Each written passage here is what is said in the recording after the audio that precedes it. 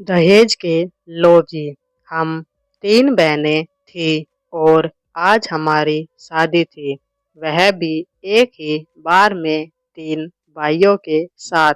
और हमारे ससुर नहीं थे और न ही कोई ननद थी, बस एक सास थी और ये 3 भाई थे।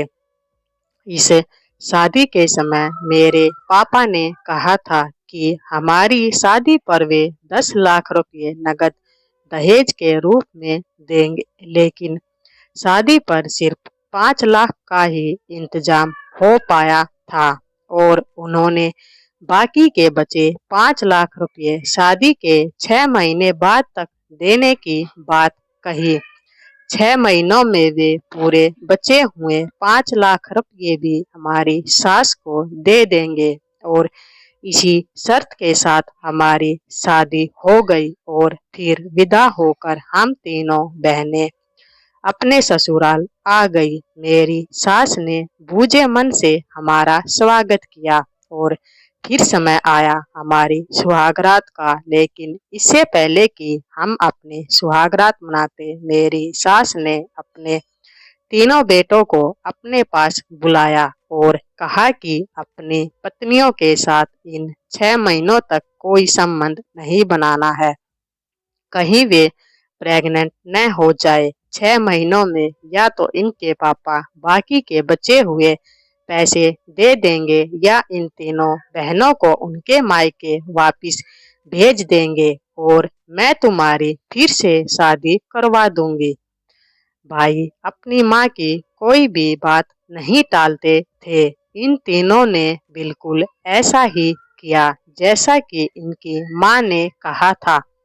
इन्होंने हमारे साथ कोई भी पति पत्नी जैसा रिश्ता नहीं बनाया और जैसे जैसे हमारी शादी को दिन बीतते जा रहे थे, मेरी सास के हम पर अत्याचार भी और ज्यादा बढ़ते जा रहे थे। छोटी से छोटी बात को मेरी सास बढ़ा चढ़ाकर अपने बेटों को बता देती थी और उनके बेटे हम तीनों पर अत्याचार करते थे और साथ में मेरे सास के अत्याचार भी बढ़ते जा रहे थे। वह बात बात पर हमें कहती थी, अपने पापा को फोन करके बोलो कि बचे हुए 5 लाख रुपए कब देंगे।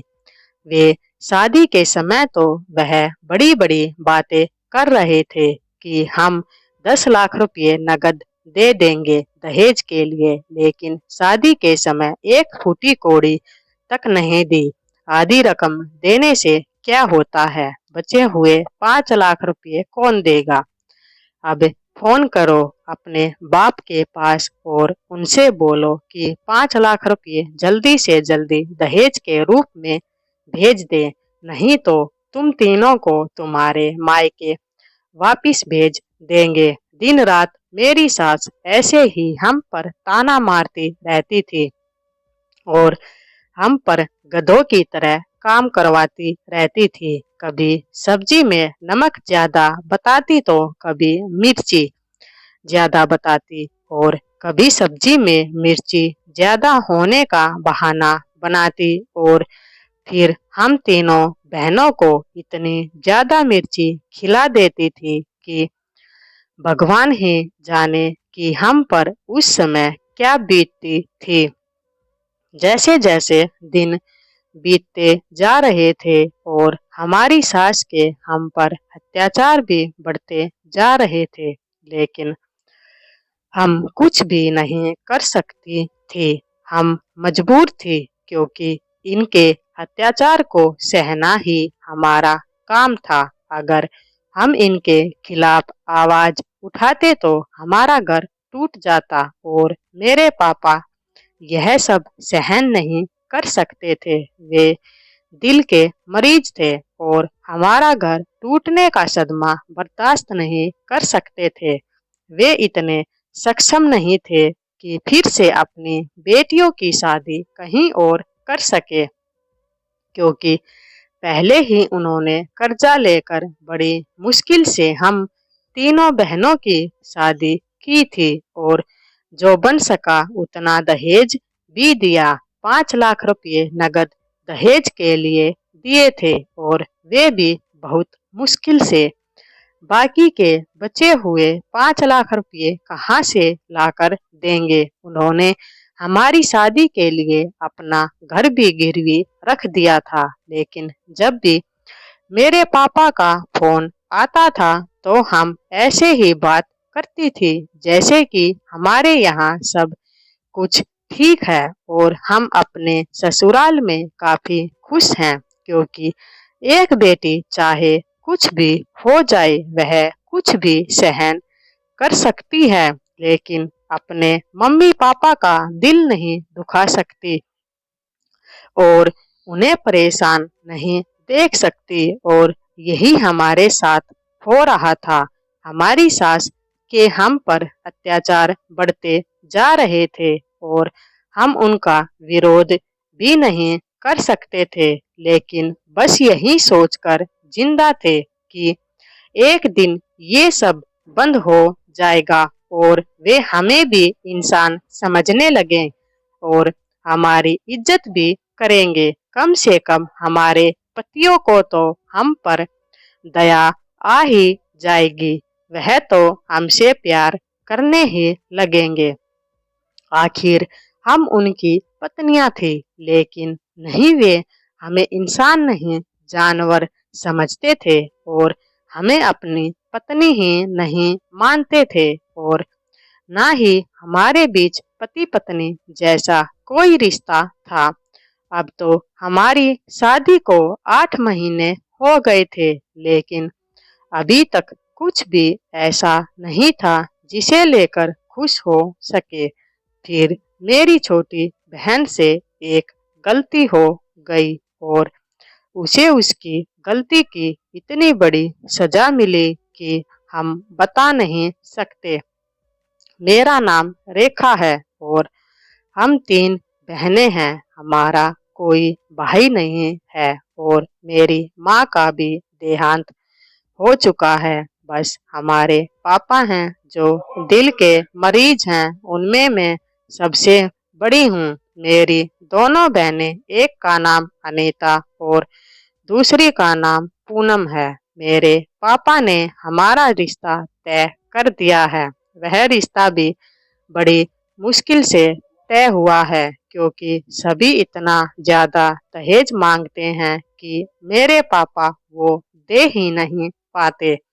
उनकी इतनी हैसियत नहीं है, लेकिन दहेज तो यहाँ पर भी मांगा था, लेकिन औरों से थोड़ा कम मांगा था।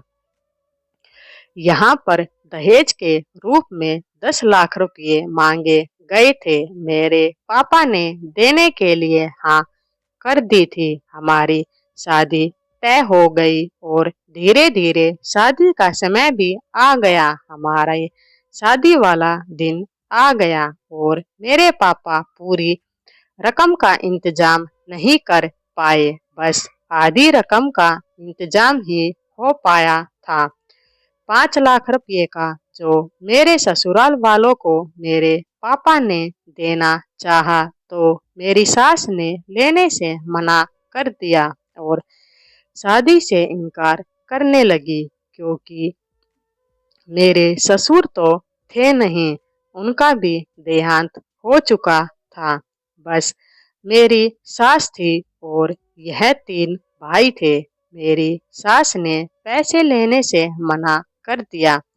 उन्होंने कहा कि आपने तो कहा था कि 10 लाख रुपये देंगे, लेकिन ये तो सिर्फ 5 लाख रुपये ही हैं। तो मेरे पापा ने हाथ जोड़कर उनसे विनती की कि आप 5 लाख रुपये अभी ले लीजिए और 5 लाख रुपये के लिए मुझे 6 महीने भर का समय दे दीजिए। मैं 6 महीनों में आपको पूरे 5 लाख रुपये और दे दूंगा। तो मेरी सास मान गई और हमारी शादी हो गई और हम विदा होकर घर आ गए। लेकिन मेरी सास ने भूजे मन से हमारा स्वागत किया था।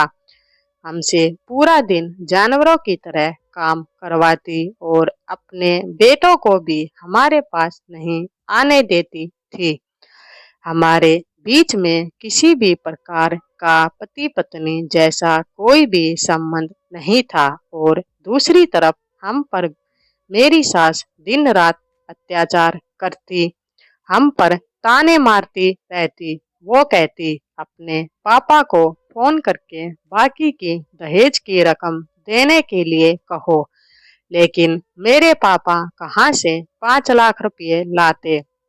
उनकी इतनी हैसियत नहीं थी कि वे तो पहले ही अपना घर तक गिरवी रख चुके थे, अब कहाँ से 5 लाख रुपये देते। तो हम तीनों बहनें और कर भी क्या सकती थी, बस चुपचाप रहकर सब कुछ सहन कर रही थी। आज हमारी शादी को 8 महीने हो गए थे, लेकिन उनके हम पर अत्याचार और भी बढ़ते जा रहे थे।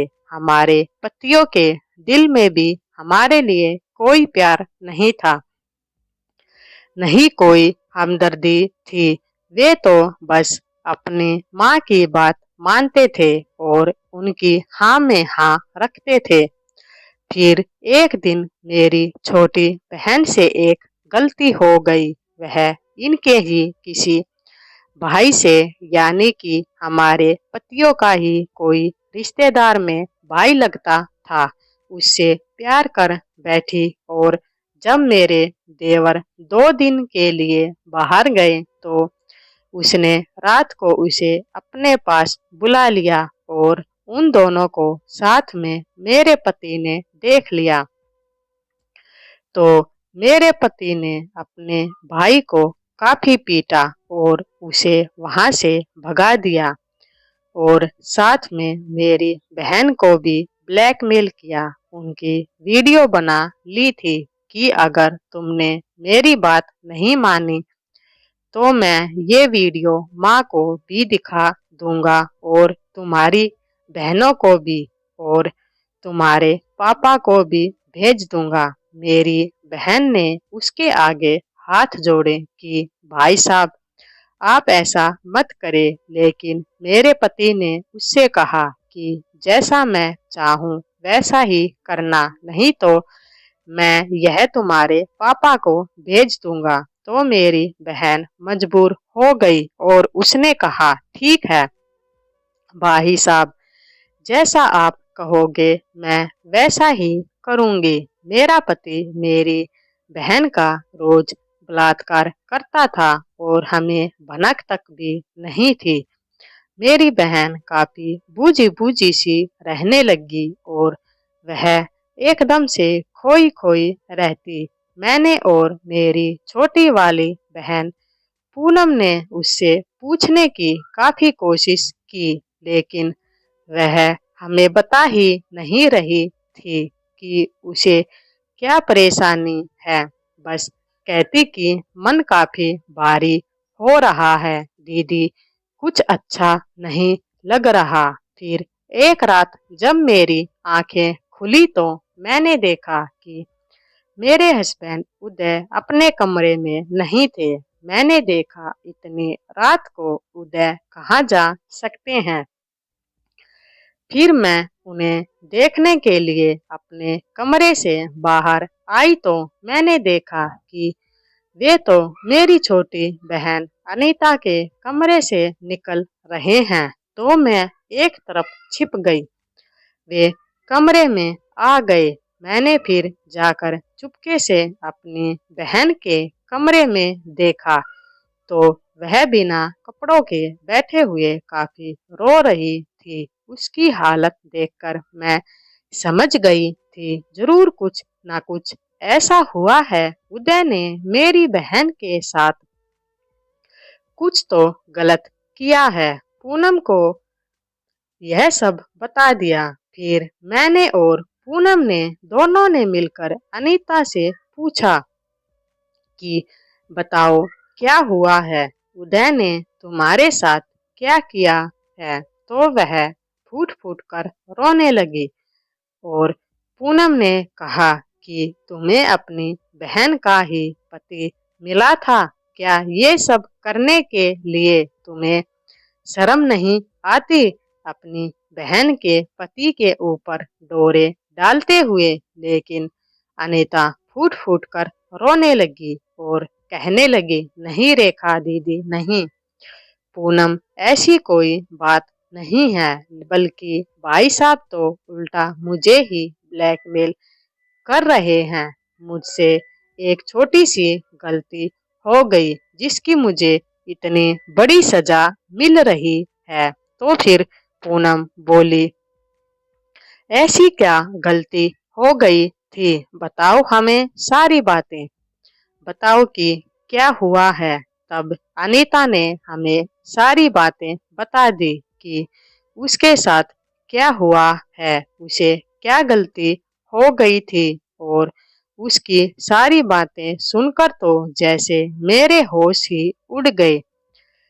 मेरा अपना पति मेरी छोटी बहन को ब्लैकमेल करके उसकी इज्जत के साथ खिलवाड़ कर सकता है, यह मैं कभी सोच भी नहीं सकती थी।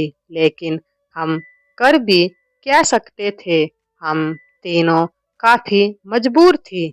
हम किसी को कुछ कह भी नहीं सकते थे। लेकिन यह सारी बातें फिर मेरी सास ने सुन ली और वह उल्टा अपने बेटे को समझाने के बजाय हम पर ही टूट पड़ी और मेरी बहन को बचलन बोलने लगी, जो दूसरे लड़के के चक्कर में अपने पति को धोखा दे रही है और अब उल्टा मेरे बेटे को बदनाम कर रही है। अब से तेरा खाना पीना बंद कर दूंगी तो तेरी अकल ठिकाने आ जाएगी। और उसने मेरी बहन को कमरे के अंदर लॉक कर दिया और उसका खाना पीना बंद करवा दिया। लेकिन उल्टा हम दोनों बहनें क्या देखती हैं, जब हम चुपके से अपनी बहन के लिए खाना लेकर जा रहे थे तो देखा कि मेरी सास तो पहले से अनीता को खाना खिला रही थी और उसे अपनी बेटी बेटी कह रही थी कि बेटी मुझे माफ कर दो, बेटी मैंने तुम्हारे साथ गलत किया, मुझे पता चल गया है कि उदय ने ही तुम्हारे साथ गलत किया था, मेरा ही बेटा इतना बड़ा गुनहगार है, मुझे माफ कर दो, मैंने अपने बेटे की परवरिश ठीक से नहीं की, जो यह दिन मुझे देख रही हूँ, मैंने उसे पीट कर घर से बाहर निकाल दिया है। अब तुम तीनों बहनें आराम से रहना। हम एकदम से अपने सास का यह बदला हुआ रूप देखकर समझ ही नहीं पा रही थी कि वह एकदम से ऐसे कैसे बदल सकती हैं। हम कुछ करने के लिए कहती तो हमें कहती थी कि तुम तीनों रहने दो, तुमने बहुत काम कर लिया, तुम तीनों बहनें बस आराम करो, सारा काम मैं करूंगी, मेरा भी कुछ फर्ज बनता है अपनी बहुओं के लिए। लेकिन मुझे उन्हें ऐसा देखकर बिल्कुल अच्छा नहीं लग रहा था। मैंने कई बार उससे कहती थी कि माँ जी आप रहने दीजिए, मैं कर दूंगी, लेकिन वह कहती नहीं बेटा तुम आराम करो, मैं कर लूंगी, मुझे करने की आदत है, कोई नहीं, वैसे भी मैं काम करूंगी तो मेरे हाथ पैर सही सलामत रहेंगे, नहीं तो 100 बीमारियां मुझे लग जाएंगी, ऐसे कहती और बहाना बना देती। लेकिन मेरी समझ में कुछ नहीं आ रहा था कि ये सब चल क्या रहा है। फिर एक दिन वही हुआ जिसका मुझे डर था। मेरी सास रात को चुपके से कहीं जा रही थी, उसके हाथ में एक बैग था। मैंने कहा माँ जी आप कहाँ जा रही हो इतनी रात को अकेले, और इस बैग में क्या है। तो मेरी सास कह रही थी कि कुछ नहीं बहू। तो मैंने कहा आप मुझे दिखाइए कि इसमें क्या है। मेरी सास मुझे मना कर रही थी, लेकिन मैंने कहा, ना माँ जी, आप मुझे दिखाइए। मैंने उनके हाथ से वो बैग छीन लिया तो मैंने देखा कि उसमें बहुत सारे पैसे और जेवर हैं। तो मैंने कहा, माँ जी, आप इतने सारे पैसे लेकर रात को अकेले कहाँ जा रही हो? तो मेरी सास रोने लगी और उन्होंने मुझे सारी बातें बता दी कि अनीता ने उदय का किडनैप कर लिया और उसे जान से मारने की धमकी दे रही है और मुझसे कहा कि अगर मैंने तुम तीनों बहनों से कोई काम करवाया तो वो उदय को और भी ज्यादा परेशान करेगी। यह बात सुनकर मुझे अनीता पर बहुत गुस्सा आया कि मेरी बहन ने मुझसे इतनी बड़ी बात छुपाई और इतना बड़ा काम कर दिया। तो मैंने कहा, नहीं माँ जी, आप वहाँ से नहीं जाएंगी।